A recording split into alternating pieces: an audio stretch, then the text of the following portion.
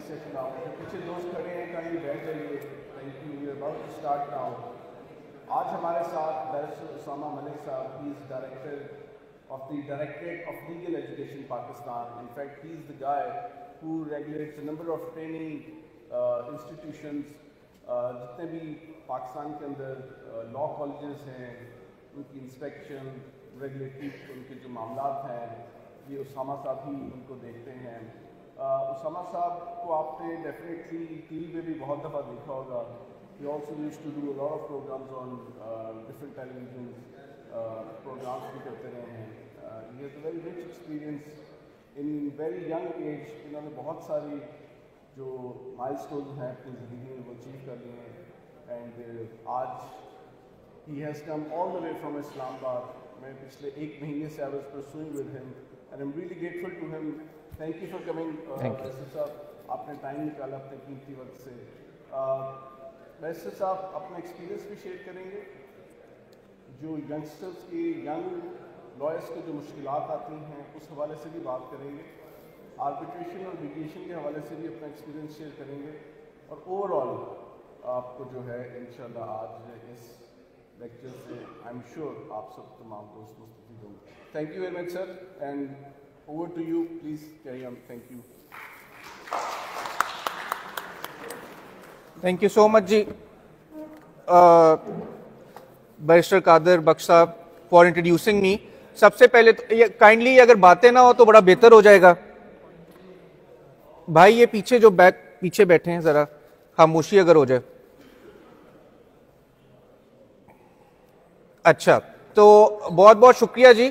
सबसे पहले तो मैं कमेंट करूंगा आपकी Lahore high court bar association को, जिन्होंने इनिशिएटिव लिया. ये बड़ी जंग के बाद मैं आपको बताऊं, लेट मी टेल यू, ये जो आप सारे यहाँ पे बैठे हैं ये बड़ी जिद्दोजहद का नतीजा है कि ये बीवीसी प्रॉपरली होना शुरू हुआ है, बार वोकेशनल कोर्स होना शुरू हुआ है. क्योंकि इससे पहले आपको पता होगा कि इस तरह का कोई मैकेनिज्म नहीं था. थोड़ा सा आपको बैकग्राउंड आई थिंक अब तक पता होगा आपको. ये मुझे बातों की अभी भी आवाज आ रही है, काइंडली जिसने बात करनी है वो थोड़ी देर के लिए बाहर चला जाए. फिर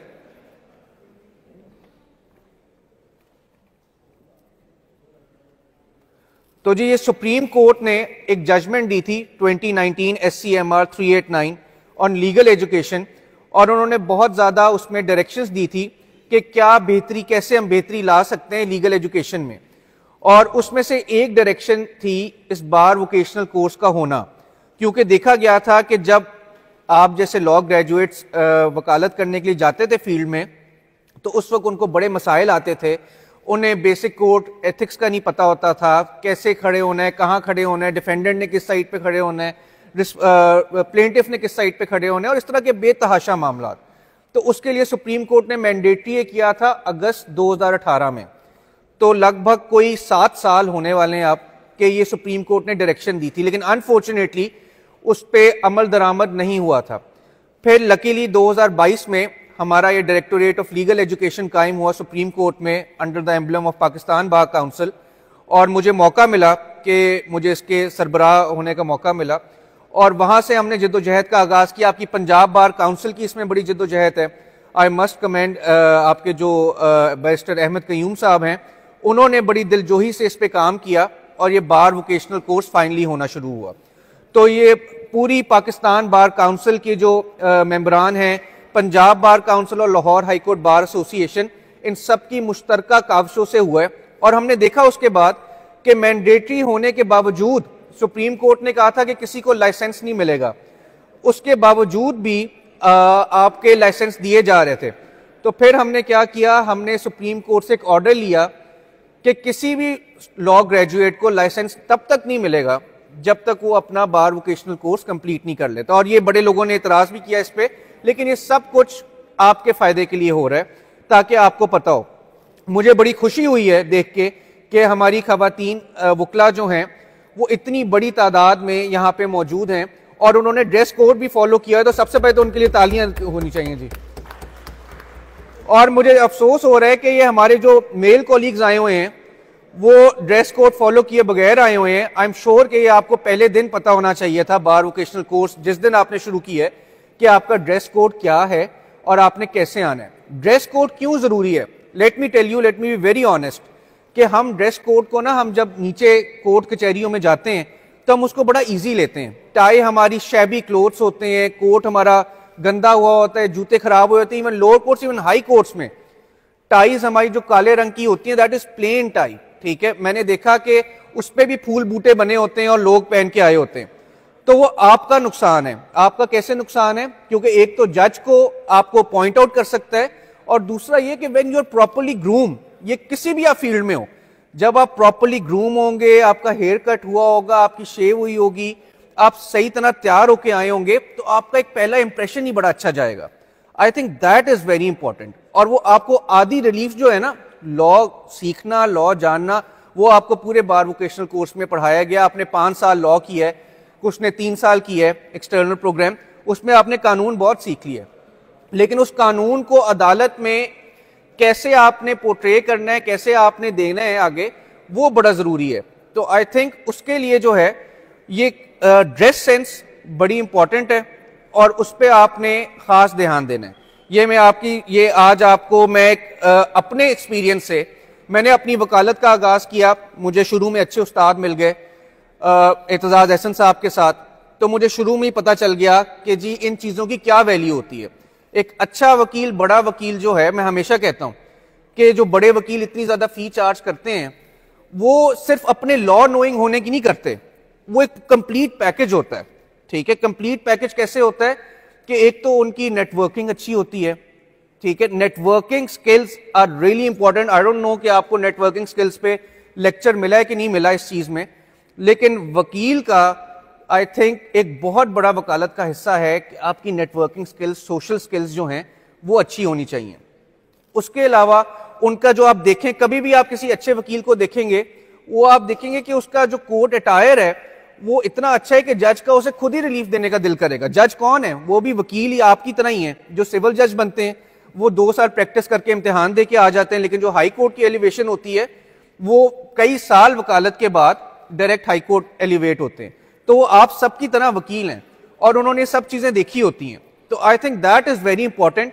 और ड्रेस का मेरी आप लोगों से अगर आप एक टेक अवे लेना चाहते हैं वो ये है कि ड्रेसिंग सेंस, अपनी क्लीननेस, अपने आप को प्रॉपर्ली ग्रूम करने का खास ख्याल रखें। उसके अलावा आप लोग, क्योंकि अभी सब यंग एंट्रेंस हैं, इसका ये फायदा है कि अपने आप को दूसरों से डिफ्रेंशिएट करें। कैसे आप डिफ्रेंशिएट कर सकते हैं? हर साल आपको पता है कि कितनी तादाद में वकला फील्ड में आते हैं। पाकिस्तान जब बना 1947 से 1991 तक पूरे पाकिस्तान में आई थिंक वकीलों की तादाद थी कोई लेस देन 50,000। 1991 से लेके अब 2025 मतलब कोई लगभग 35 सालों में वकला की तादाद होगी 2.5 लाख से ज्यादा, ठीक है। और केसेस, आपके इकोनॉमी की जो सूरत हाल है वो आपके सामने है। तो कैसे आप इस फील्ड में अपना नाम बना सकते हैं वो बड़ा इंपॉर्टेंट है। और वो कैसे कर सकते हैं आप कि अपनी राइटिंग स्किल्स को इंप्रूव करें, आर्टिकल्स लिखें। Article writing is very important. मैंने जब वकालत का आगाज किया तो मुझे शुरू से शौक था थोड़ा सा लिखने का, तो I used to write articles for different newspapers, journals. वो क्या होता था कि वो आर्टिकल जाते थे, तमाम सारे लोग अखबार पढ़ते हैं इंग्लिश के, ठीक है, इवन उर्दू के आप लिख लें, बेशक नॉट नेसेसरीली इंग्लिश, उर्दू के लिख लें, और वो जजेस भी पढ़ते हैं। तो जब वो देखेंगे नीचे आपका छोटा सा आर्टिकल के एंड पे ना इंट्रो दिया होता है कि the writer is a lawyer, the writer ये है वो है, तो वो जब पढ़ते हैं और जब आपको कल को आप उनके सामने पेश होंगे तो at least they will know your name, और आपके क्लाइंट की फी इसी में हलाल हो जाएगी अगर जज को आपका नाम आता है, ठीक है। तो ये छोटी छोटी चीजें हैं जो कि हमने बड़ी जल्दी सीख ली, और ये आपके उस्ताद जो आपके मेंटोर्स हैं उनका इसमें बड़ा ज्यादा रोल है। इसके अलावा आज मैं वैसे तैयारी तो करके आया था कि आप लोगों को कोई एडीआर का बताया जाए, लेकिन उस पर मैं बाद में आता हूं। लेकिन एक तो ये कि हमने कुछ अपने इनिशिएटिव्स के बारे में मैं बताना चाहूंगा कि डायरेक्टोरेट ऑफ लीगल एजुकेशन जो कायम हुआ, ये भी सुप्रीम कोर्ट की जजमेंट के तहत कायम हुआ। उन्होंने कहा कि एक ऑटोनमस इदारा होना चाहिए जो कि स्टैंडर्ड और क्वालिटी को मेंटेन करे, इंश्योर करे ऑन लीगल एजुकेशन। तो जब ये कायम हुआ और जब मैं पहले दिन आके उस कुर्सी पे बैठा तो मैंने अपना सर पकड़ लिया कि यार यहाँ पे तो कोई कॉलेज जो है, छोटे गोस्ट कॉलेजेस चल रहे हैं जहाँ पे ना क्लासें होती हैं ना कुछ और होता है, बच्चों का कोई अटेंडेंस का कोई रुझान नहीं है, मतलब हालत बिगड़ी हुई थी। लेकिन हमने, क्योंकि हमें सपोर्ट मिली सुप्रीम कोर्ट से, लॉ मिनिस्ट्री से, पाकिस्तान बार काउंसिल से, पंजाब बार काउंसिल से, तमाम पूरे पाकिस्तान की बार काउंसिल से, तो हमने इसमें अपना आई थिंक कोई 100% नहीं लेकिन 10% हमने बेहतरी लाने की कोशिश की है। और कोई भी अब आपको गोस्ट लॉ कॉलेज जो है वो आपको उस तरह चलता हुआ नजर नहीं आएगा जैसे पिछले जमाने में होता था। साथ ही साथ लैट का इम्तिहान इंट्रोड्यूस कराया। पहले क्या करते थे, और ये हम सबकी कलेक्टिव इज्जत बनेगी, पहले क्या होता था, let me tell you from my experience, कि जिसको आप लोगों ने भी सुना होगा कि जिसको कोई भी काम नहीं है उन्होंने कहते सी लॉ की डिग्री करा दो, ठीक है, जरा बिल्कुल वेले वो घर बैठ के लॉ की डिग्री कर ले। और दिस वॉज हकीकत, ये इस तरह ही होता था। लेकिन अब जो है जिसने इसको एज अ प्रोफेशन टेकअप करना है वही इस प्रोफेशन में आएगा और 5 साल अपनी जिंदगी के इसको देगा। इसके अलावा इससे बड़ा फायदा हुआ क्योंकि हम collectively as a legal community में हमेशा हर बार ये बात करता हूं और इसमें हम सबका भी कसूर है, हमारे सीनियर्स का भी है, हमारा भी है, कि हमारी इज्जत जो है कम होती गई। और वो क्यों कम होती गई? अनफॉर्चुनेटली हमारी अपनी हरकतों की वजह से कम होती गई। पहले मुझे बताते हैं बुजुर्ग कि जब कोई वकील काला कोट पहन के किसी सरकारी दफ्तर जाता था तो उसकी वो जो SHO साहब या AC साहब है उसको खड़े होकर मिलते थे, क्यों गेलन साहब, और उसकी बड़ी एक नेक्स्ट लेवल इज्जत होती थी। लेकिन अनफॉर्चुनेटली वो with the passage of time वो हम कम करते गए, जिसपे हमारा अपना भी रोल है। लेकिन आई एम वेरी होपफुल कि जो जितनी हम जिद्दोजहद कर रहे हैं और मेहनत कर रहे हैं और आप लोगों को देख के कि इंशाल्लाह हमारा फ्यूचर ब्राइट है और हम आने वाले दिनों में बड़ा अच्छा अपना वकालत का जो प्रोफेशन है उसको दोबारा एक प्रोफेशन ऑफ लॉर्ड्स बनाएंगे इंशाल्लाह। इसके अलावा मैं आपको ये भी कहना चाहूंगा कि हमेशा आप सब ने अब लॉ करना है, लॉ कर लिया, वकालत में जाएंगे, ऑलवेज गो प्रिपेयर्ड। छोटी छोटी बातें होती हैं। हमारे हाई कोर्ट के बड़े सीनियर जज हैं जस्टिस जवाद हसन साहब, उन्होंने मुझे एक चीज सिखाई कि जब भी हाई कोर्ट लेवल पे या इवन लोअर कोर्ट लेवल पे भी प्रैक्टिस करते हैं तो हम जजमेंट्स देते हैं। जजमेंट्स हम एक एक या कभी किताबें दे रहे होते हैं या कभी एक एक वो फोटोकॉपियां कराई होती हैं हमने, वो दे रहे होते हैं। तो जब आप किसी भी केस में जाके उसमें पैसे आई थिंक 300 रुपए की ना वो बाइंडिंग हो जाती है, एक पेपर बुक बना के उसकी इंडेक्स करके कि ये जजमेंट इस पॉइंट पे उस केस से रेलिवेंट, और उसको हाईलाइट करके एक पेपर बुक फॉर्म में अगर देंगे तो यकीन माने ये ट्राइड एंड टेस्टेड नुस्खा है कि आपको उस केस में बड़ा ही मुश्किल होगा कि रिलीफ ना मिले। और ये आप लोअर कोर्ट लेवल पे भी करें और हाई कोर्ट लेवल पे भी करें। हाई कोर्ट लेवल पे तो जरूर करें। उससे क्या होगा कि जज को पता चलेगा कि इस जो काउंसिल मेरे सामने पेश हो रहा है इसने बड़ी ज्यादा मेहनत की है और बड़ी ज्यादा इसने दिलजोही से काम किया। उसके अलावा जब मैंने इत्ज़ार हसन के साथ काम किया, फिर बीबी आसमा जहांगीर के साथ, अल्लाह में जन्नत नसीब करे, उनके साथ मैंने बड़ा क्लोजली काम किया और बड़ा कुछ उनसे सीखा। और मुझे इतनी तादाद में खवातीन बैठी हुई हैं, मुझे उनकी एक बात याद आ गई कि वो कहा करती थी कि 81-82 में 1981-82 में जब उन्होंने लॉ पढ़ा था तो उस वक्त it used to be a very male dominated profession law जो था। तो उसको कहती हैं बीबी के लोग मेरा मजाक उड़ाया करते थे कि जब मैं कोर्ट में हाई कोर्ट में फिर रही होती थी कि बीबी तू इतने कितने आ गई, तू घर जाके हांडी रोटी कर, ठीक है। और अब हम देखते हैं कि इतनी बड़ी तादाद में खवातीन आ रही हैं इस प्रोफेशन में and they are doing wonders. तो मुझे इस बात से हमेशा बड़ी खुशी होती है कि बीबी जो ख्वाब देखती थी, अल्लाह में जन्नत नसीब करे, वो उनका ख्वाब आहिस्ता आहिस्ता पूरा होता जा रहा है। तो आई थिंक ये सारी चीजें बड़ी इंपॉर्टेंट हैं। अपार्ट फ्रॉम ये आपकी लीगल स्किल्स, ये वाले जो असूल है ना, ये आप हमेशा याद रखें। उसके बाद एक चीज जो मुझे बीबी पास्ट अवे इन 2018, उस वक्त मेरी कोई इतनी ज्यादा वकालत नहीं थी। उसके बाद मैंने अपना चेंबर कायम किया, I join another firm as a partner. तो मुझे बड़ा होता था और मैं हमेशा यंगस्टर से ये सुनने को मिलता है कि जी केस हमें कैसे आएंगे, और केस ही नहीं हमें मिलते। तो यकीन माने कि आप अपनी नीयत ठीक रखें और अपना लॉ को समझें और पढ़ें, तो केस जो है वो अल्लाह की तरफ से, एक अल्लाह का भी निज़ाम है, वो आपको खुद ब खुद आएंगे और वो इतने आएंगे कि आपको पता नहीं चलेगा। ये मेरा इस बात पे बड़ा बिलीव है कि अगर आप कोई भी काम मेहनत से करें तो वो जो है वो उसका फल आपको हमेशा मिलता है। दूसरा ये कि हमने अपने directorate of legal education, Pakistan bar council, higher education commission के इश्तराक से मुझे अक्सर ये सवालात काफ़ी आते हैं। हम कोशिश कर रहे हैं कि जो लॉ का आपका करिकुलम है, जो सिलेबस है, वो अब काफ़ी आउटडेटेड हो गया है, that is very old now. तो उसको हम अपने एंड पे कोशिश कर रहे हैं कि उसको हम बेहतर कर सकें और उसको हम जो है ज़रा अपडेट करें, और लॉ की जो डिग्री 5 सालों की है उसको हम कोशिश कर रहे हैं कि कम करके 4 सालों की किया जाए, लेकिन इसमें अभी प्रोसेस में टाइम लगेगा।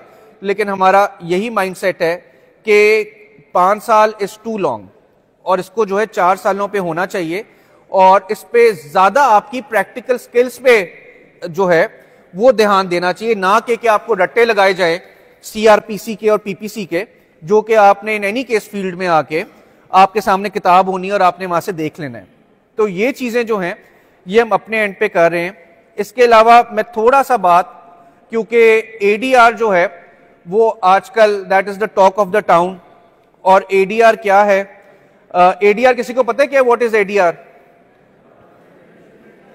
Alternate dispute resolution. एक बच्चा खड़ा होकर कोई बताए क्या होता है?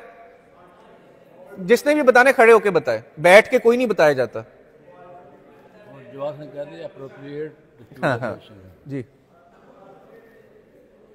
और ऑल्टरनेट डिस्प्यूट रेजोल्यूशन कितनी तरह की होती है? कितनी तरह की?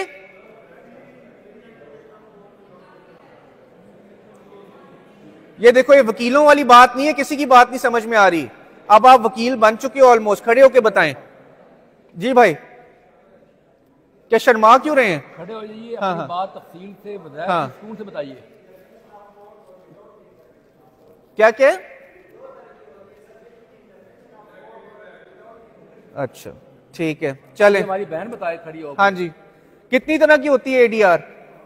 खड़े होके बताएं। यार ये बच्चों, ये पीछे वाले बच्चे ना, ये बैक बेंचर्स जो हैं, ये जैसे हम क्लास में बैक बेंचर बैठ के शोर किया करते थे ना, यहां पे भी यही हाल है। जी, very good, very good. Madam के लिए तालियां बजाई जाए जी, इतना मैडम ने अच्छा बताया। अच्छा जी, तो ADR जो है अनफॉर्चुनेटली जैसे भाई ने बताया, ये बड़ा मिसकंसेप्शन है कि with the intervention of court, वो आप बात कर रहे हैं भाई आर्बिट्रेशन की, ठीक है? तो आर्बिट्रेशन जो है that is only one form of ADR। ADR जो है that is called alternate dispute resolution. लेकिन अभी रिसेंटली जस्टिस जवाद हसन साहब ने एक जजमेंट पास की और उन्होंने ADR का नाम ऑल्टरनेट डिस्प्यूट रेजोल्यूशन की बजाय रखा अप्रोप्रिएट डिस्प्यूट रेजोल्यूशन, कि हर केस की डिफरेंट डायनामिक्स होती हैं और उस पर किस किस्म की ADR लगेगी वो उस केस पे डिपेंड करता है। तो अप्रोप्रिएट डिस्प्यूट रेजोल्यूशन उन्होंने इसका बताया। ADR बेसिकली, ये बड़ा मिसकंसेप्शन है, जब मैं भी पढ़ता होता था तो मुझे भी मिसकंसेप्शन होता था कि ADR सिर्फ आर्बिट्रेशन है, लेकिन अनफॉर्चुनेटली ऐसा नहीं है। ADR जो है वो आर्बिट्रेशन, फिर मीडिएशन, नेगोशिएशन एंड कंसिलिएशन, और उसके बाद न्यूट्रल एवेल्युएशन, ये 5-6 लेकिन 4 बेसिक टाइप्स हैं।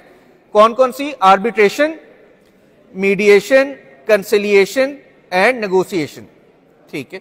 अब जो पाकिस्तान में जो हम नॉर्मली यूज होती है ज्यादा और जिस पे कानून गवर्न करता है, that is arbitration. Now what is arbitration exactly?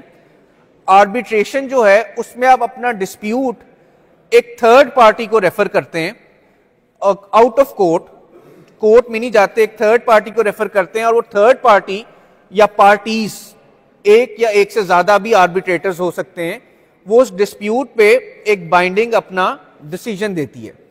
और वो ADR के कुछ प्री रेक्विजिट्स हैं।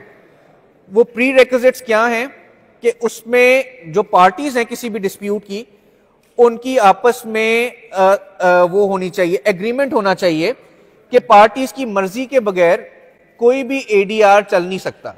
It is consensual.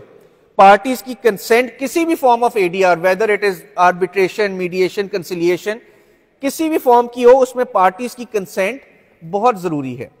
सबसे पहले मैं आऊंगा आर्बिट्रेशन पे। आर्बिट्रेशन में कौन सा लॉ पाकिस्तान में गवर्न करता है, किसी को पता है? Arbitration act 1940। आप लोगों में से कितने लोगों ने ADR एज अ सब्जेक्ट पढ़ा है लॉ स्कूल में? बहुत कम, क्योंकि ये एक था अभी ऑप्शनल सब्जेक्ट। मेरी कोशिश है कि जो हम अपना करिकुलम रीवैम्प कर रहे हैं कि ADR को एक कंपल्सरी सब्जेक्ट बनाया जाए, क्योंकि हमारे कोर्ट्स में इतना ओवरबर्डन है, हमारी कोर्ट्स, कि जिसकी कोई हद नहीं। और वकीलों का बड़ा ज्यादा ये एक एहतजाज आता है कि जी अगर हम एडीआर में पार्टी चली गई तो हमारी जो रोजी रोटी है उस पर लात चली जाएगी और हमें जो है केसेस के पैसे ही नहीं मिलेंगे। लेकिन इसमें यह बात देखना बड़ी जरूरी है कि एडीआर में वकील जो हैं वो अपनी लिटिगेशन से ज्यादा पैसे कमा सकते हैं और इसमें आप ज्यादा जल्दी अपना केसेस तो आप एक बार फी ले लेते हैं और आपके साल केसेस चलते हैं। अगर वही केस आपका जो 5 साल चलना है वो अगर 5 महीने में हल हो जाए उतनी फीस के साथ तो वो बेहतर नहीं है और इससे कोर्ट्स का जो लोड है, वर्कलोड जो है वो भी कम होगा। इस वक्त आपकी कोर्ट्स ओवरबर्डन है विद केसेस। सुप्रीम कोर्ट से लेके आपकी लोअर कोर्ट तक हर वकील और हर क्लाइंट का क्या एहतजाज होता है कि जी हमारे केसेस का फैसला नहीं हो रहा। तो इट इज दूसरा जो इसका एडवांटेज है वो ये है कि it is a speedy form of resolving disputes, कि जो कोर्ट्स में आपके साल लगने हैं, अगर if you go to ADR तो आपके वही केसेस जो हैं वो चंद महीनों में हल हो सकते हैं। अब आर्बिट्रेशन का जैसे मैंने बताया कि आर्बिट्रेशन एक्ट 1940 इसको गवर्न करता है, बट अनफॉर्चुनेटली आर्बिट्रेशन एक्ट जो है वो 1940 का पाकिस्तान बनने से पहले का वो एक्ट है और अब 2025 में हम बैठे हैं तो वो बहुत पुराना एक्ट हो गया है जिससे बहुत ज्यादा मसाइल आते हैं। तो आर्बिट्रेशन में भी आपका काफी ज्यादा टाइम जो है वो सर्व हो जाता है। अब आर्बिट्रेशन के कुछ एसेंशियल जो फीचर्स हैं वो ये हैं कि इसमें एक रिटन एग्रीमेंट होना चाहिए। रिटन एग्रीमेंट के बगैर आप आर्बिट्रेशन में मामला रेफर नहीं कर सकते। It has to be written, जिसमें पार्टीज ने डिसाइड किया हो कि हम या तो अगर कोई नया डिस्प्यूट आया है उस वक्त भी एग्रीमेंट कर सकते हैं वो कि हम ये वाला डिस्प्यूट जो है आर्बिट्रेशन में लेके जाएंगे, या साथ साथ अगर कोई पहले का एग्रीमेंट है तो उसमें वो फ्यूचर डिस्प्यूट्स अगर कोई आएंगे इस एग्रीमेंट से मुतालिक वो उस पर एग्री कर सकते हैं कि हम ये तमाम डिस्प्यूट्स जो हैं वो आर्बिट्रेशन को रेफर करेंगे। तो written agreement for arbitration is very important. उसके अलावा आर्बिट्रेशन में कितने आर्बिट्रेटर्स होंगे वो पार्टीज खुद भी डिसाइड कर सकती हैं, लेकिन आर्बिट्रेशन एक्ट के अंडर जो उन्होंने प्री रेक्विजिट्स दिए हुए हैं तो उन्होंने कहा है कि जो नॉर्मली अगर नहीं एग्रीमेंट में लिखा हुआ कि कितने आर्बिट्रेटर्स होंगे तो एक आर्बिट्रेटर, सोल आर्बिट्रेटर जो है वो उसमें दिया जाएगा। और अगर इवन नंबर ऑफ आर्बिट्रेटर्स हैं कि जैसे एक पार्टी ने कहा कि एक आर्बिट्रेटर मैं नॉमिनेट करूंगा और दूसरी पार्टी ने कहा दूसरा, तो वो फिर दोनों आर्बिट्रेटर्स आपस में एक एम्पायर चूज करेंगे। तो ये बड़ी चीज इंपॉर्टेंट है। उसके अलावा आर्बिट्रेशन जो है वो एक उसका इतनी इनफॉर्मल नहीं है, ठीक है। Arbitration is very much formal और इसमें एक एडवर्सेरियल जो सीन है जैसे कोर्ट्स में होता है वो फॉलो होता है। प्रॉपर आप इसमें एविडेंस दे सकते हैं और आर्बिट्रेटर्स एंड में अपना एक अवार्ड देते हैं जिसे डिसीजन कहा जा सकता है, and that is final and binding. वो अवार्ड को आप चैलेंज कर सकते हैं, उसके बड़े लिमिटेड ग्राउंड्स हैं जो कि आर्बिट्रेशन एक्ट में दिए हुए हैं, जैसे अगर फ्रॉड हो गया है कोई, या मिसरिप्रेजेंटेशन हो गई है, या कोर्जन हो गई है। लेकिन उसके अलावा जो है आर्बिट्रेशन में आप उस अवार्ड को चैलेंज नहीं कर सकते और दैट इज बाइंडिंग। दूसरी फॉर्म ऑफ एडीआर, क्योंकि अभी टाइम कम है तो I am just skimming through it, वो है मीडिएशन। अब आजकल मीडिएशन का पाकिस्तान में आप सब लोग नए प्रोफेशन में आ रहे हैं, इसमें mediation is an essential thing जो कि आपको पता होनी चाहिए, क्योंकि जो आपके सुपीरियर कोर्ट्स हैं, सुप्रीम कोर्ट, हाई कोर्ट्स, वो मीडिएशन पे बड़ा ज्यादा ध्यान दे रहे हैं। मीडिएशन क्या है? मीडिएशन भी एक तरह की एडीआर है, ऑल्टरनेट डिस्प्यूट रेजोल्यूशन, जिसमें पार्टीज जो हैं वो डिसाइड करती है कि हम आउट ऑफ कोर्ट अपना केस सेटल करेंगे। अब मीडिएशन में आर्बिट्रेशन में तो अवार्ड फाइनल है और आर्बिट्रेटर्स जो हैं वो एक डिसीजन देते हैं। मीडिएटर का काम क्या है? मीडिएटर को उर्दू में क्या कहेंगे? सालिस, ठीक है। सालिस का काम क्या होता है कि उसने दो पार्टीज को आपस में बिठाना है और उनको वो करना है, इनकरेज करना है कि अपना वो डिस्प्यूट सेटल करें। उसका एक फैसिलिटेटर का रोल है मीडिएटर का। उसने कोई डिसीजन नहीं देना मीडिएटर ने, उसने सिर्फ फैसिलिटेट करना है कि दोनों पार्टीज को कॉमन ग्राउंड पे लाया जाए और उनका जो है डिसीजन हल हो, उनका जो डिसीजन है कोई आ सके और उनका जो इशू है वो रिजॉल्व हो सके। अब मीडिएटर जो है वो आर्बिट्रेटर की तरह कोई फैसला नहीं देता, और आर्बिट्रेशन जैसे मैंने बताया कि it is more formal, mediation can be very informal. तो मीडिएशन के लिए जरूरी है कि अब तो बहुत ज्यादा ट्रेनिंग्स डिफरेंट बार काउंसिल्स में भी हो रही है। अभी रिसेंटली पंजाब जुडिशल एकेडमी में वकला की मीडिएशन पे गिलन साहब ट्रेनिंग हुई और बड़ा अच्छा रिस्पॉन्स आया। इधर लाहौर हाई कोर्ट बार में भी हुई अभी, बल्कि लाहौर हाई कोर्ट बार ने बड़ी जबरदस्त एक आई थिंक लास्ट सैटरडे एक एडीआर कॉन्फ्रेंस भी का इनकाद किया, जिसपे पाकिस्तान भर से बड़े हाई लेवल लोग आए और उन्होंने एडीआर पे, सुप्रीम कोर्ट हाई कोर्ट के जजेस आए और उन्होंने एडीआर पे अपना इजहार ख्याल किया। तो मीडिएशन में आपका एज अ मीडिएटर क्या रोल है, इसकी कोई रॉकेट साइंस नहीं है। हम लोग रोजमर्रा जिंदगी में मीडिएशन कर रहे होते हैं। दो आपके दोस्तों में अगर लड़ाई हो गई और आप उनके बीच में उनका मसला हल करा रहे हैं, तो दैट इज क्या है, मीडिएशन है कि दो पार्टीज को इक्वल फुटिंग पे लेके आना और उनको आपस में बिठाना और उनको इनकरेज करना कि वो अपने डिस्प्यूट्स रिजॉल्व करें। लेकिन जो इंटरनेशनल स्टैंडर्ड्स हैं, इसमें इंटरनेशनल बॉडी है IMI, इंटरनेशनल मीडिएशन इंस्टीट्यूट। उन्होंने इसके कुछ स्टैंडर्ड्स बनाए इसको स्ट्रक्चर करने के लिए, और इसका जो प्रोसेस है उन्होंने एक प्रोसेस सेट किया। उस पर ऑब्वियसली आप उसको ट्वीक कर सकते हैं, उसको ऊपर नीचे कर सकते हैं उस प्रोसेस को, लेकिन वो प्रोसेस जो है वो बड़ा कॉम्प्रिहेंसिव है। और वो प्रोसेस क्या है उसको आप अगर लिख लेंगे तो आपके लिए फायदेमंद है, वरना आपका शेयर भी कर दूंगा कि वो प्रोसेस जो है डिवाइड हुआ है 5-6 स्टेजेस में। पहली स्टेज क्या है कि मीडिएटर ने अपनी ओपनिंग स्टेटमेंट देनी है। दो पार्टीज हैं, उन्होंने एग्री किया मीडिएटर हमने कोई लगाना है, मीडिएशन में जाना है, और उन्होंने जो भी मीडिएटर अपॉइंट किया उसने जब दोनों पार्टीज आ गई एक जगह पे बैठ गई किसी भी वेन्यू पे, तो उसने अपनी ओपनिंग स्टेटमेंट देनी है। और ओपनिंग स्टेटमेंट में उसने क्या क्या बातें बतानी है, मीडिएटर ने उसने बताना है कि जी ये क्यों मीडिएशन हम कर रहे हैं, इसका पर्पस क्या है, इसके ऑब्जेक्टिव्स क्या हैं इस मीडिएशन के। साथ साथ मीडिएटर ने अपनी ओपनिंग स्टेटमेंट में यह भी बताना है कि जो इंटायर प्रोसेस है मीडिएशन का, दिस इज कॉन्फिडेंशियल। ठीक है, इस पे कोई वो ये जो यहां पे बात हो रही है वो बाहर जाके लीक नहीं होगी, दैट इज प्योरली कॉन्फिडेंशियल। तो कॉन्फिडेंशियलिटी को हाईलाइट करना मीडिएटर के लिए बड़ा इंपॉर्टेंट है इन हिज ओपनिंग स्टेटमेंट। उसके बाद उसने ये भी बताना है मीडिएटर ने कि ये जो भी हम यहां पे मीडिएशन की एक्सरसाइज कर रहे हैं, this is without prejudice. Without prejudice का क्या मतलब होता है, क्या क्या जी मैडम? विदाउट प्रेजुडिस का मतलब होता है कि अनबायस तो चले हो गया, लेकिन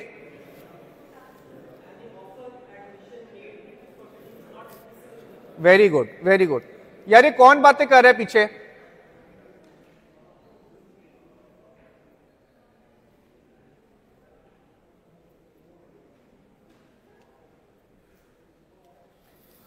तो विदाउट प्रेजुडिस, वेरी गुड, जो बताया कि पार्टीज के दिल में ये ना रहे कि कल को अगर हमने यहां पे कोई बात की या कुछ किया तो वो दूसरी पार्टी जाके कोर्ट में मेरे खिलाफ यूज करेगी।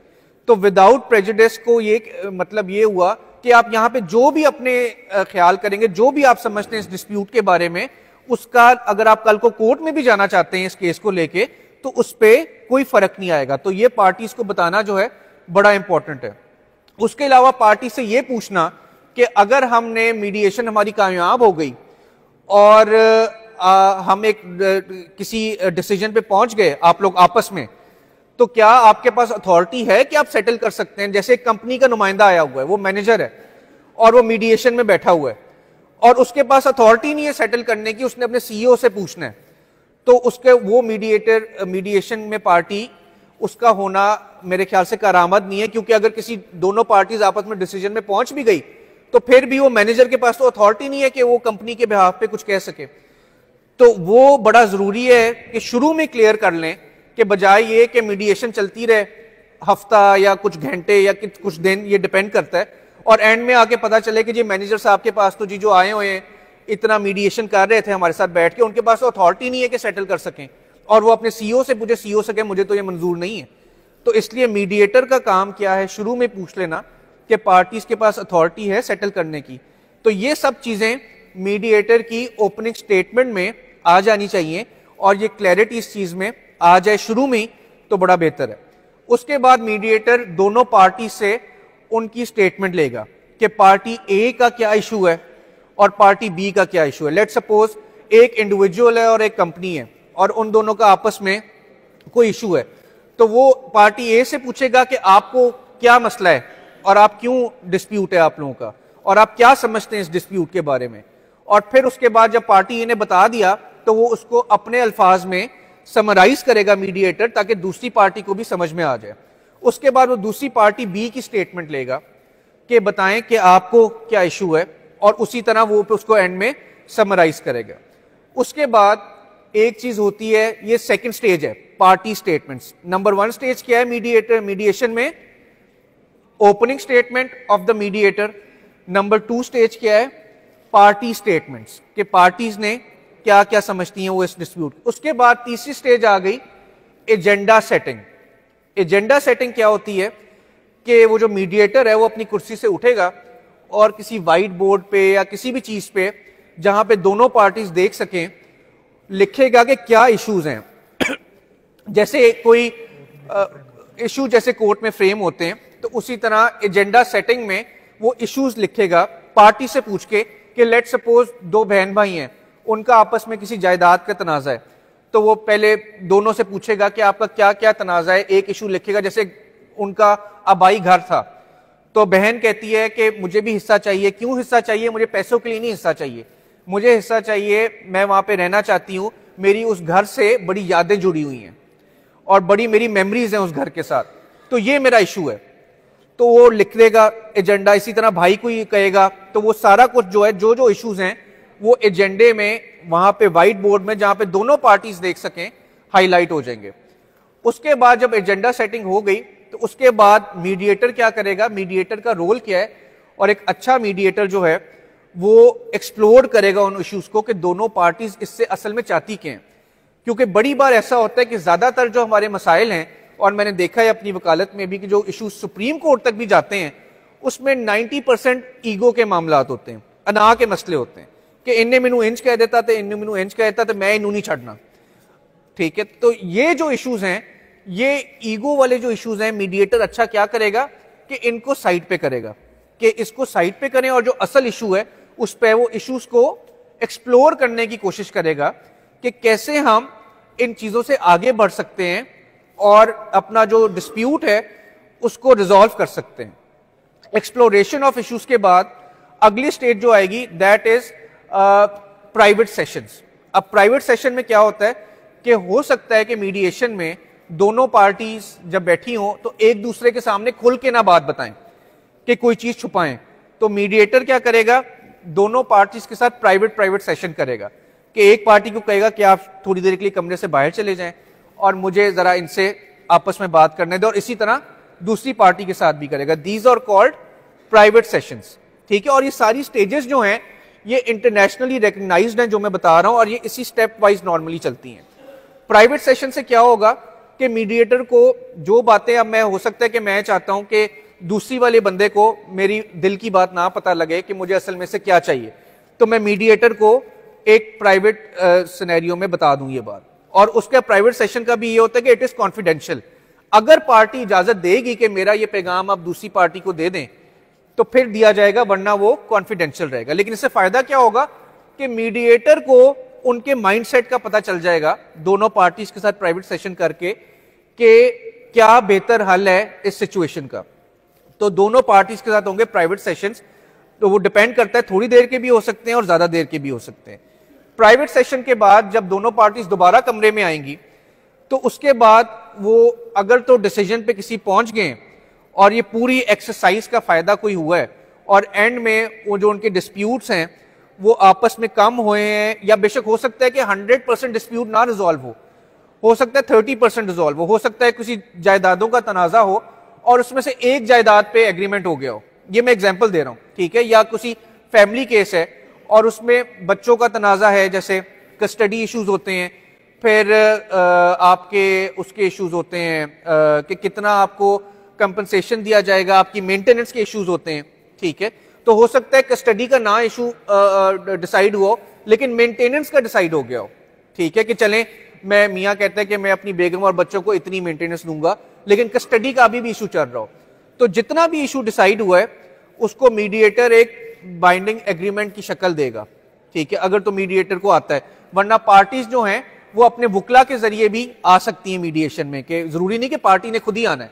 ये जो वही मैं कह रहा हूं कि मीडिएशन इज वेरी एसेंशियल, कि वकील के यहाँ पे दो रोल बनते हैं। क्या रोल है कि एक तो एज अ मीडिएटर वकील अपनी सर्विसेज दे सकता है, और दूसरा अगर पार्टी ने एक्सेप्ट किया है और वो खुद अकेले नहीं आना चाहती उस मीडिएशन में, तो वो अपने वकील को साथ ले आएगी मीडिएशन में, तो उसकी वहां से भी फी बन सकती है। तो मीडिएशन जो है वो सिर्फ ये नहीं कि as a mediator role play करेगा, मीडिएशन में ये भी इजाजत है, इसमें कोई वो कदगन नहीं है कि वकील के जरिए भी पार्टी जो है वो आ सकती है। तो बाइंडिंग एग्रीमेंट की शक्ल जब आ गई तो आपका इशू जो है वो काफी हद तक सेटल हो गया। तो ये 5-6 स्टेजेस हैं मीडिएशन की, जो कि जब आप इंटरनेशनल एक्रीडेशन लेते हैं, बहुत ज्यादा इंटरनेशनल बॉडीज हैं, जैसे मैंने अभी सिंगापुर इंस्टीट्यूट से एक्रेडिटेड मीडिएटर मैं बना हूं SIMC से, तो वो जो है वो आपकी 5 दिन की ट्रेनिंग होती है, 40 आवर्स मिनिमम, 8 घंटे एक दिन में डिवाइडेड इनटू 5 डेज, जिसमें आपको ये सारी चीजें पढ़ाई जाती हैं और ये एक एक स्टेज पे आपको बताया जाता है कि आपने क्या करना है। तो आई थिंक ये मीडिएशन के बारे में जानना एक बड़ा इंपॉर्टेंट था। अच्छा, दूसरा मेरा कंसिलिएशन का पता है किसको क्या है? कंसिलिएशन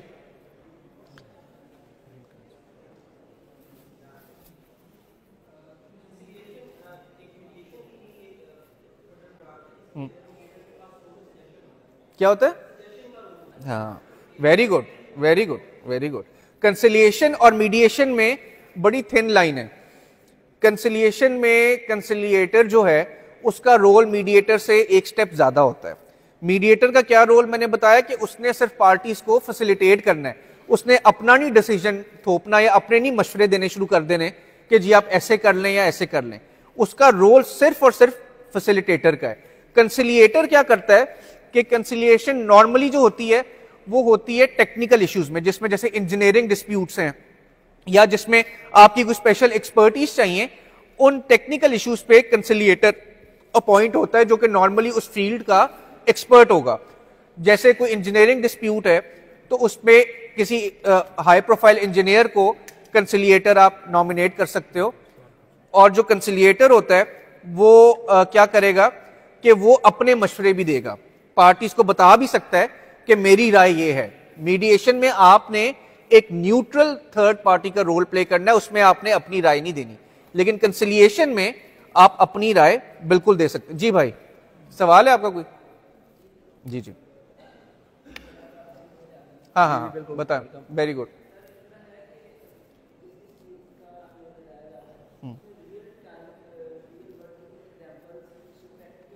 रियल वर्ल्ड की जैसे मैंने आपको बताई एग्जाम्पल के अभी तो क्या नाम है अपना, आपकी जो हाई कोर्ट्स हैं और इस्लामाबाद की हद तक तो जो आपकी लो कोर्ट्स हैं, वो बहुत ज्यादा आपके जो फैमिली केसेस हैं, जो कमर्शियल डिस्प्यूट्स हैं, वो हाई कोर्ट्स जो हैं अपनी जजमेंट्स के तहत जो है वो उसको रेफर कर रहे हैं टू मीडिएशन। तो मीडिएशन में कमर्शियल डिस्प्यूट्स आ जाएंगे, जैसे दो कंपनीज के बीच में डिस्प्यूट्स हैं। इसी तरह आपके सिविल डिस्प्यूट्स आ जाएंगे, जमीन के मामला, फैमिली डिस्प्यूट्स आ जाएंगे। तो बल्कि इस्लामाबाद में तो इस्लामाबाद हाई कोर्ट की हद तक उन्होंने कोर्ट अनेक्स्ड मीडिएशन सेंटर भी बना दिया, जो कि कोर्ट के साथ ही कोर्ट की इस्लामाबाद हाई कोर्ट की बिल्डिंग में ही है, और उसमें एक्रेडिटेड मीडिएटर्स हैं। ठीक है, वो वकील ही हैं ऑब्वियसली, और कोर्ट जो है हाई कोर्ट, उनको अगर लगे कि वो मीडिएशन जो है वो क्या कहते हैं, ये मामला मीडिएशन की तरफ जा सकता है, तो कोर्ट अपने ऑर्डर के तहत उसको मीडिएशन में रेफर कर देंगी। ठीक है, और ये प्रोविजन जो है, लेट मी टेल यू कि ये आपके CPC में भी अवेलेबल है, सिविल प्रोसीजर कोड में। आपका सिविल प्रोसीजर कोड का सेक्शन 89A है, जो कि कहता है कि कोर्ट्स जो हैं वो अगर उन्हें लगे और पार्टीज एग्री करें, देखें ADR में सबसे इंपॉर्टेंट चीज क्या है, पार्टीज एग्री करें। There is no mandatory ADR, जो कि शायद नुकसान दे रही है हमें, क्योंकि अब इस तरफ शायद मूव चल रहा है कि कुछ केसेस में जैसे फैमिली डिस्प्यूट्स हैं या कस्टडी के मामलात हैं या कमर्शियल डिस्प्यूट्स हैं, उनमें मैंडेटरी मीडिएशन या एडीआर आप इंट्रोड्यूस करा दें, ठीक है, क्योंकि एक पार्टी नहीं चाहेगी कि ये मामला मीडिएशन में जाए और जल्दी हल हो जाए। तो इस्लामाबाद हाई कोर्ट की हद तक तो एक कोर्ट एनेक्स मीडिएशन सेंटर बड़ा फाल काम कर रहा है और उसमें बहुत ज्यादा केसेस जो हैं रेफर हो रहे हैं। इवन लाहौर हाई कोर्ट ने अभी रिसेंटली पिंडी बेंच ने 2-3 केसेस जो हैं वो मीडिएशन को रेफर किए हैं। तो इस कमर्शियल सिविल इस तरह के मामला जो है, और पंजाब की हद तक और इवन फेडरल में आपको शायद पता नहीं है कि एडीआर एक्ट भी आ चुका है। पंजाब का एडीआर एक्ट है 2019 का, 2019 का, जिसमें उन्होंने कह दिया कि क्रिमिनल डिस्प्यूट्स भी कुछ हद तक जो है, कुछ किस्म के क्रिमिनल जो डिस्प्यूट्स हैं वो भी एडीआर को रेफर हो सकते हैं, लेकिन अनफॉर्चुनेटली वो अभी तक इंप्लीमेंटेशन में उसकी रुकावटें हैं। तो मैं आप सबको एज यंग लॉयर्स मशवरा दूंगा कि मीडिएशन को, ये जो एडीआर है इसको एक्सप्लोर करें और इसमें जो है लाजमी अपना टाइम सर्व करें, क्योंकि ये आपका शुरू में अगर आपको केसेस नहीं आते तो आप इसको दूसरे एवेन्यू से मीडिएशन से कवर कर सकते हैं और अपनी कमाई से कर सकते हैं। जी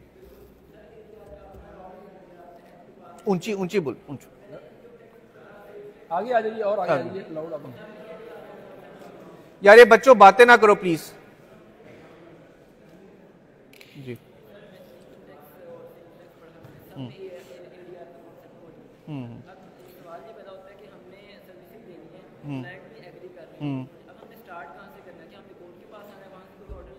नहीं नहीं नहीं नहीं नहीं, मीडिएशन के लिए आपको कोर्ट के ऑर्डर की क्या जरूरत है? वो तो अगर कोर्ट में एक पार्टी जा चुकी है और कोर्ट ने को लगा कि ये मामला मीडिएशन में आसानी से हल हो सकता है तो कोर्ट फैसला करेगा, वरना अगर दोनों पार्टीज आपस में मानी हुई हैं, ठीक है, तो बस just go for an agreement और मीडिएशन को मामला रेफर हो जाएगा। उसके लिए तो आपको बिल्कुल कोर्ट में जाने की जरूरत नहीं है।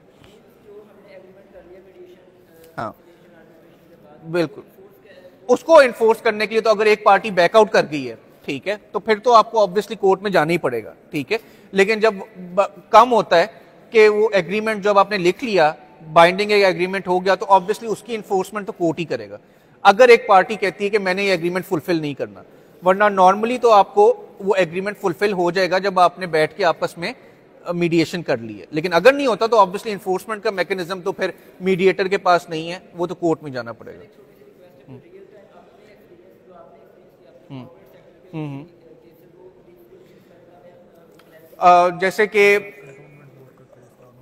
जैसे कि एक अभी लाहौर कंटोनमेंट बोर्ड का केस था कि कंटोनमेंट बोर्ड एलसीबी जो है उन्होंने एक जगह पे पार्किंग का ठेका दिया। जब वकालत का तो I was the legal adviser for Lahore cantonment board, तो उन्होंने एक पार्किंग का ठेका दिया, एक पार्किंग स्टैंड का नहीं होता जैसे ऐवान अदल में भी के बाहर भी है, तो उसमें उन्होंने एग्रीमेंट किया कि जी हम आपको साल के लिए दे रहे हैं और आप हमें इतने पैसे देंगे, ठीक है। तो उस बंदे का नहीं चला या जो भी हुआ, तो उन्होंने एग्रीमेंट में शर्त रखी हुई थी मीडिएशन की कि अगर ये मामला कोर्ट में अगर ये कोई डिस्प्यूट आया तो ये मीडिएशन में चला जाएगा। तो उसमें क्या हुआ कि वो पार्टी जो है वो चली गई कोर्ट में उस एग्रीमेंट को वायलेट करके, जो ठेकेदार था जिसको ठेका दिया हुआ था कि कोर्ट से मैं स्टे ले लूं और ये मुझसे ठेका, वो मेरा जो ठेका है वो कैंसिल ना करें, क्योंकि उन्हें पेमेंट नहीं कर रहा था जो उसने की थी। तो कोर्ट में जाके हमने कहा कि जी ये मामला तो मीडिएशन को रेफर कर सकते हैं और इसमें लिखा हुआ है कि जो एडिशनल सीईओ है, कंटोनमेंट एग्जीक्यूटिव ऑफिसर होता है, वो इसका मीडिएटर होगा और इसने भी इस एग्रीमेंट पे साइन किए हुए हैं। तो कोर्ट ने वो मामला, आपकी सिविल कोर्ट ने, ये ऐवान अदल ने वो मामला मीडिएशन को रेफर कर दिया और वहां पे जाके वो जब उसने अपना किस्सा सुनाया कि जी मुझे पूरी जगह नहीं दी गई थी, जितना मुझसे वादा किया गया था कि मुझे 3 कनाल जगह दी जाएगी पार्किंग स्टैंड बनाने के लिए, उन्होंने मुझे 3 कनाल नहीं दी, उन्होंने मुझे 1.5 कनाल दी, तो मैं कैसे 3 कनाल के पैसे दे देता। तो उसने अपना डिस्प्यूट बताया, दूसरी पार्ट जो ऑब्वियसली कंटोनमेंट बोर्ड वाले थे उन्होंने अपना बताया और उनका मामला लगभग महीने में वो आपस में उन्होंने सेटल कर लिया और जो कोर्ट में केस चल रहा था वो ऑब्वियसली वापस ले लिया गया, ठीक है। तो ये एक एग्जांपल है जो कि अभी, वरना बेतहाशा ऐसी एग्जांपल्स हैं जहां पे कोर्ट में बताया कि if you go to Islamabad और कराची में भी अब ये ड्राइव बड़ी ज्यादा शुरू हो गई है और ये बार्स जो हैं आपकी वो पूरी सपोर्टिव हैं इसकी। अभी कल बल्कि आज कराची में इंटरनेशनल मीडिएटर्स आए हुए थे, उन्होंने 5 दिन की जो मैंने कहा था इंटरनेशनल एक्रीडेशन, वो आज उसकी क्लोजिंग सेरेमनी है और गेलन साहब वो क्लोजिंग सेरेमनी हमारे बैरिस्टर सरफराज मेतलो हैं जो प्रेसिडेंट है सिंध हाई कोर्ट बार के। सिंध हाई कोर्ट बार उसे होस्ट कर रही है उस क्लोजिंग सेरेमनी को मीडिएशन की, और वहां पे जो जिन लोगों ने 5 दिन की ट्रेनिंग कंप्लीट की है उनको सर्टिफिकेट्स दिए जाएंगे। ठीक है,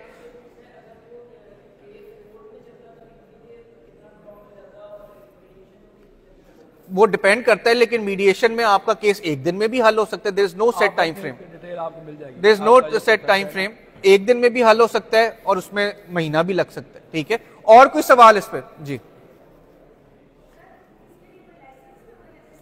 नहीं नहीं, वही मैं बताया आपको, मैं आपका समझ गया पॉइंट। उसमें लाइसेंस नहीं होगा, उसमें आपको एक्रेडिटेड मीडिएटर होना चाहिए आपको। ठीक है, एक्रेडिटेड मीडिएटर जैसे मैंने बताया कि डिफरेंट इंस्टीट्यूट है इंटरनेशनल जो कि आपको एक्रेडिट करते हैं कि आप एज अ मीडिएटर क्वालिफाई करते हैं। जैसे मैंने अपनी एग्जांपल दी कि मैंने अभी वो 5 दिन का कोर्स होता है, वो आपने कंप्लीट करना होता है और उसके बाद आप एक्रेडिट, तो वो आते रहते हैं, आप देखेंगे ऑनलाइन भी सर्च करेंगे एक्रेडिटेड मीडिएटर का कोर्स तो वो आ जाएगा। और वो आई थिंक आप सबको करना चाहिए, उसके इतने ज्यादा कोई पैसे नहीं है। ठीक है, लेकिन वो आपके लिए फायदेमंद है। और अगर आप एक्रेडिटेड मीडिएटर होंगे तो आपको कोर्ट्स भी केस रेफर कर सकते हैं और आप अपने तौर पे भी क्लाइंट्स को बड़ी अच्छी तरह गाइड कर सकते हैं उसमें। और सवाल? कोई सवाल नहीं है? अच्छा जी, क्या?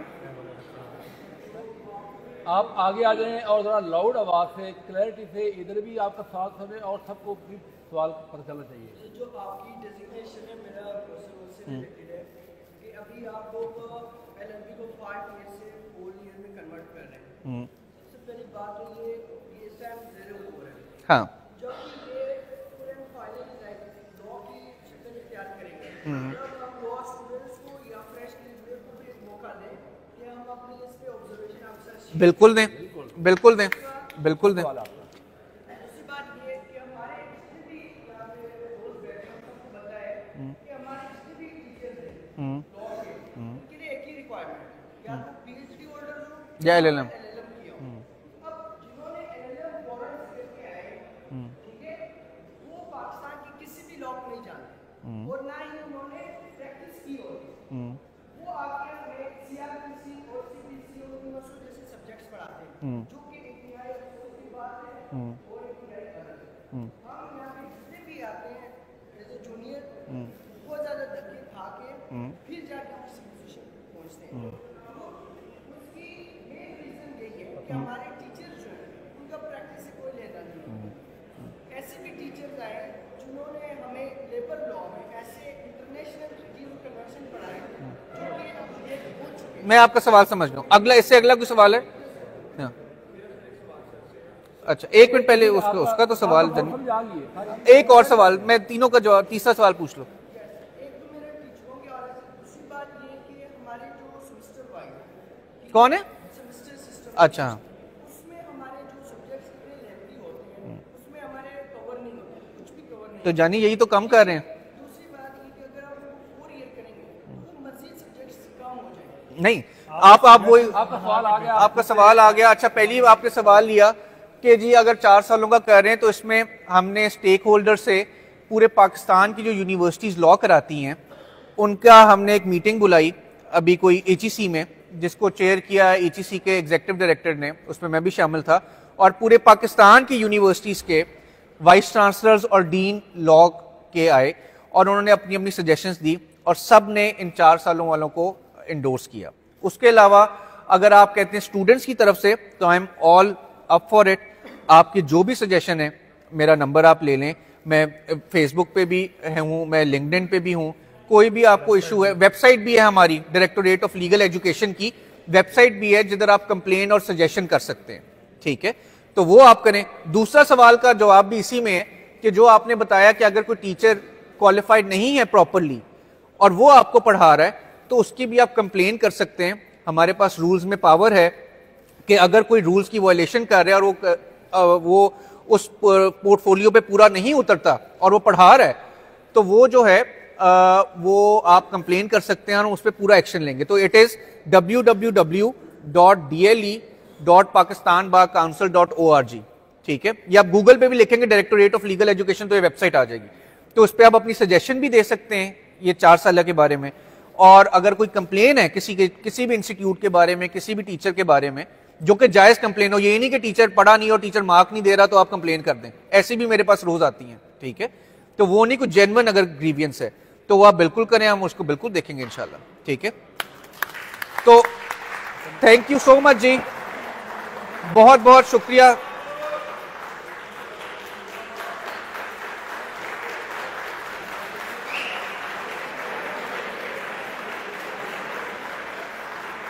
बहुत बहुत शुक्रिया जी इस मोहब्बत का।